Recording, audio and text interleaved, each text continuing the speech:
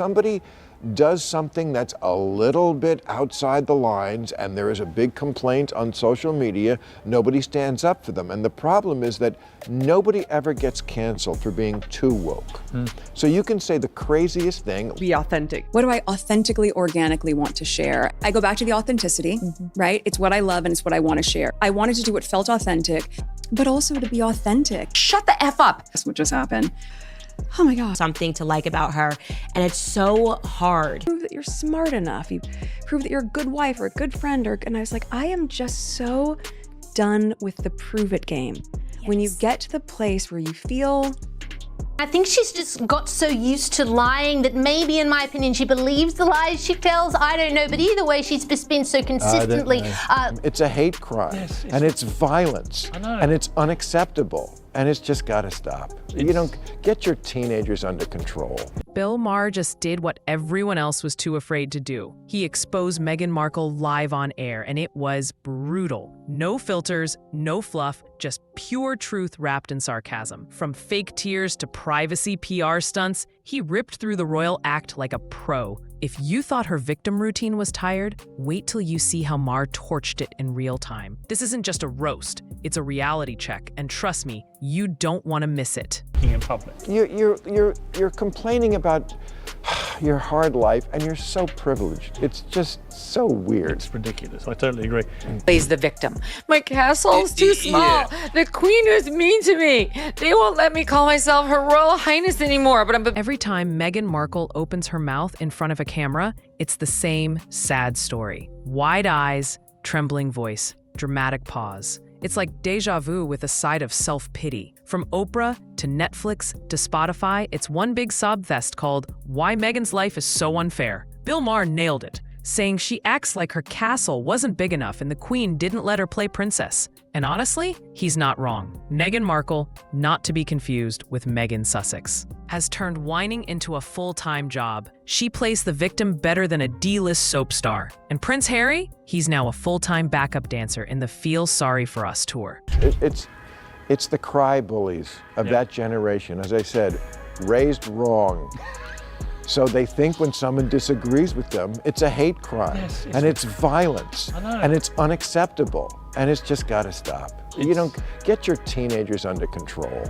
Bill Maher didn't hold back. He called out the ridiculous cycle: victimhood, blame, backlash, repeat. Meghan cries, claims trauma, then gaslights the entire UK. And when people stop clapping, she cries harder. It's like she's allergic to accountability. As one commenter said, "Deadbeat dad? Charles was never a deadbeat. He just didn't marry a yacht girl." Oof. And let's be real, Meghan's royal title isn't a get-out-of-criticism-free card. She says she wants privacy, then drops another 6-part Netflix deal. That's not authenticity. It's opportunism dressed in pearls. But don't worry, it gets worse in the next section. Because the British tabloids will destroy your life. And I very naively, I'm American, we don't have that. Right. I'm so unsafe when I'm in Britain. Everybody's trying to kill me. My family would be at such risk. Oh my God, do you realize how unsafe it is? Once the tears dry and the sad violin music fades, Meghan flips the switch. Suddenly, she's not the poor Duchess anymore. She's the center of the universe. Cameras must orbit her, headlines must flatter her, and everyone else? Just extras in the Meghan show. It's like watching someone cosplay as a humanitarian while side-eyeing the spotlight. As one viewer put it, why is she giving speeches like she's still an active royal? It's pathetic. Honestly, Meghan's energy screams, I'm not dramatic, I'm just always performing. And Prince Harry? Still in the background nodding like a loyal fan club president. Too well aware, Meghan has always been a mad, keen player of the victim card. The nasty Brits who took against her because of the colour of her skin. The social media lynch mob who are so unconscionably cruel to her. The journalist haters who keep writing about what a bully she is.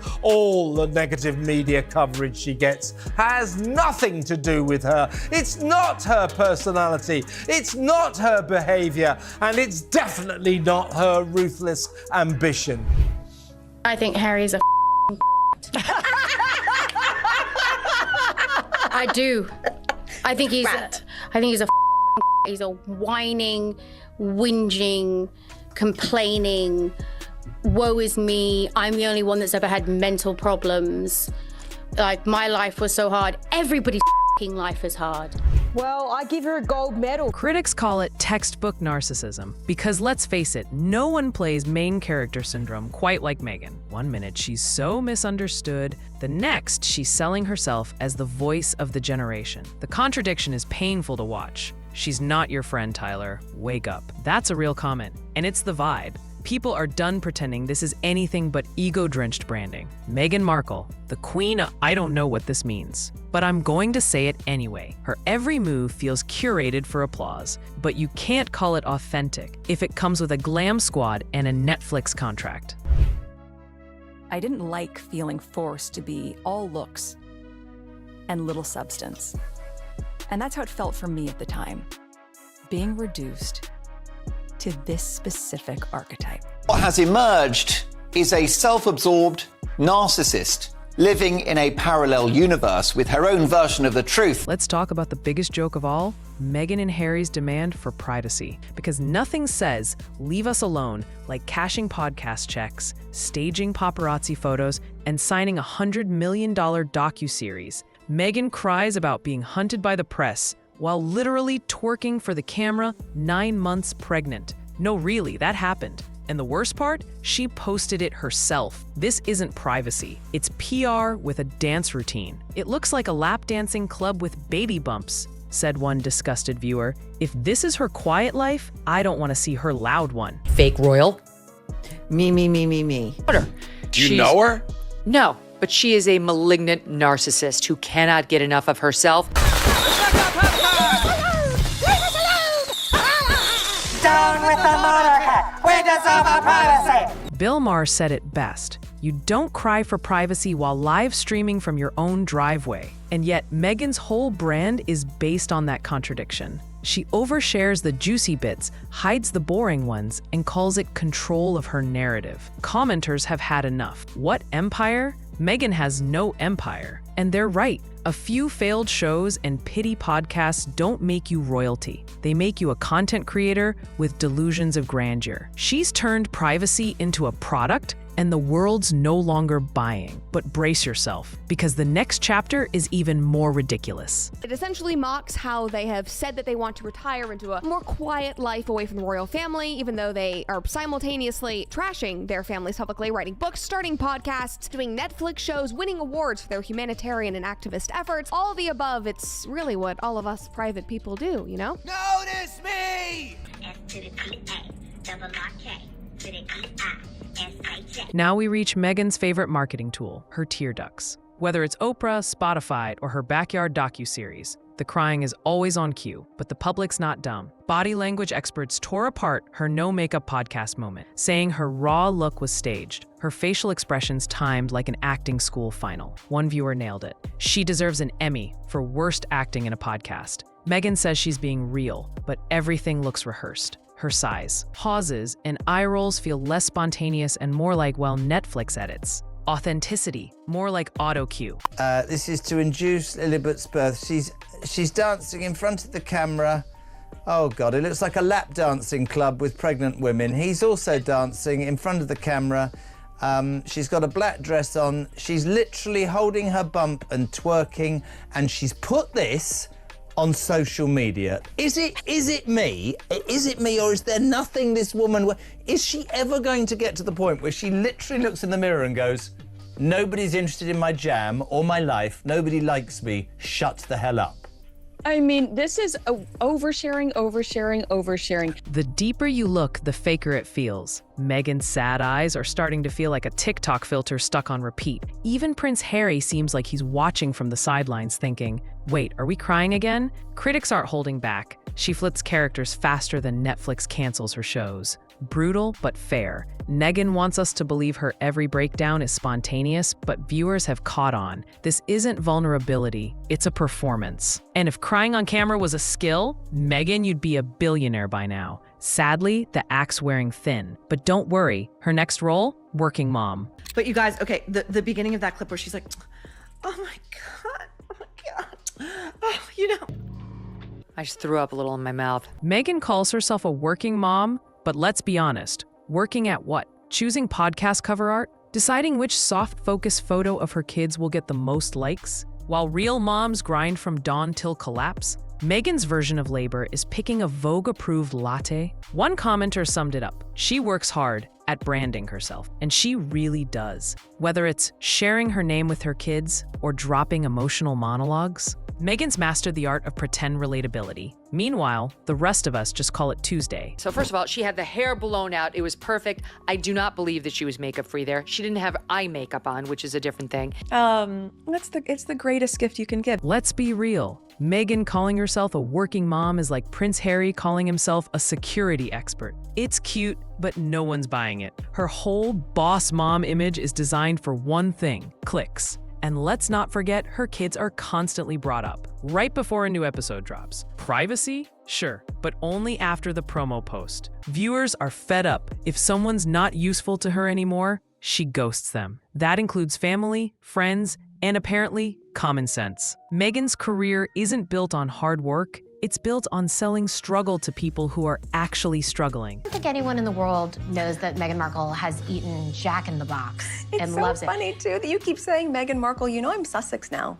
You have kids, and you go, no, I share my name with my children. Yes. And that feels so, I didn't know how meaningful it would be to me, but it just means so much to go, this is our family name.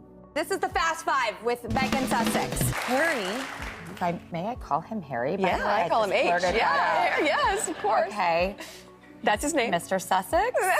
Meghan's old friends barely recognize her. The tough, ambitious actress has been replaced by a soft-spoken mommy persona, desperate to be loved, not questioned. But critics say it's all part of the plan. She didn't evolve, she rebranded. Every time she talks about being real, it's with flawless skin, perfect lighting, and a sad story to sell. One viewer joked, she's like a self-help book if the pages were blank and just said, pity me. Meghan keeps pushing this relatable identity, but every word sounds like it came from a PR team, not her heart. It's not growth, it's strategy. For me, it's so important that my kids see me as a working mom. Oh my God. And that we all see her as that, because she feels guilty about the $150 million she grifted off of being a fake royal. Her authentic self seems to change depending on the platform. Oprah gets the trauma tears. Spotify gets boss mom. Netflix, well, they get the crying and the glam. It's like watching a brand try to be human and failing. People are just suspicious. They're exhausted. Meghan Markle, the queen of curated crises, one commenter said. Every version of her contradicts the last. And the public, they're over the remix. This isn't reinvention, it's confusion. She wants to be Princess Diana 2.0, but ends up sounding more like a rejected reality star pitching a docuseries no one asked for. She's the only word I can put on there is insufferable. Keep saying Meghan Markle, you know I'm Sussex now. You have kids, and you go, no, I share my name with my children. Let's talk about the moment that broke the internet, Meghan's infamous race allegation during the Oprah interview.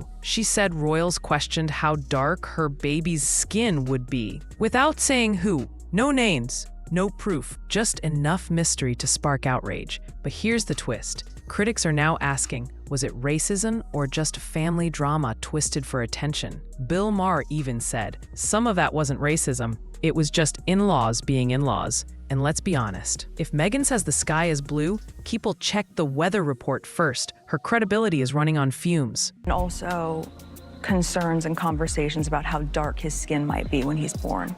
They're so racist, they're so racist. Some of that he went through was not racism. It was just some in-law.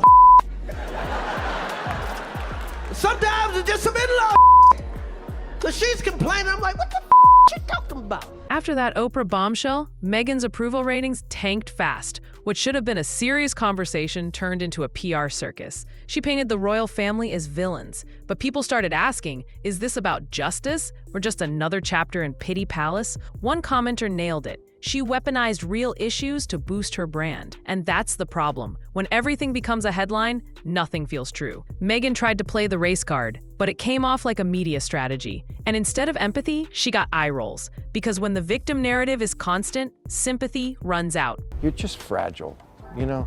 Just take a hint from the Queen, the recently departed. Never complain, never explain, and rarely be Just- heard speaking in public. By now, even Meghan's most loyal defenders are side-eyeing her storyline. The drama never ends. One day it's the press, the next it's the palace, then it's Spotify, her dad, the UK, her own kids' privacy. It's a rotating cast of villains in the Meghan cinematic universe. But people aren't buying tickets anymore. One viewer said it best, only Meghan could turn having everything into one long pity party. And let's be real, she's not selling authenticity. She's selling chaos. Wrapped in cashmere, it's not relatable. It's exhausting. Well, I think I go back to the authenticity, right? It's what I love and it's what I want to share. So it's also a really great reminder that with all the noise or whatever people do, there's still a whole life, a real, authentic, fun life. Oh, it's so inauthentic. This is why she was never going to be more than like a D-list actress. Every headline, every deal, every appearance is another performance. And with each one, she drifts further from the real person she keeps claiming to be. The more she talks, the less believable it gets. Meghan says she wants to be left alone, but also wants to be trending. She wants privacy, but drops dance videos and docuseries. Meghan Markle doesn't need a rebrand. She needs a pause button, because at this point, even people who liked her are asking, does she believe any of this herself? The show's not over, but the audience is walking out. Could it have been you guys being narcissistic jerks at every turn, bullying members of the palace, complaining constantly if not every piece of press was complimentary enough of you, being nasty to William and Kate? I could go on, but there's a reason the press turned on her that has nothing to do with, as the clip says, hatred. The Brits are onto you. America's onto you. The world at large is onto you. You're never going to convince anyone that you're authentic. So what do you think? Is Meghan just misunderstood? Or is she the author of her own drama series? Maybe Pity Palace is already filming season 2. Let us know in the comments. Roast gently or go full royal takedown. And if this video gave you a laugh, maybe give it a like. Unlike Meghan's podcast deals, this channel isn't disappearing anytime soon. Stay tuned. We've got receipts she definitely will want you to see next.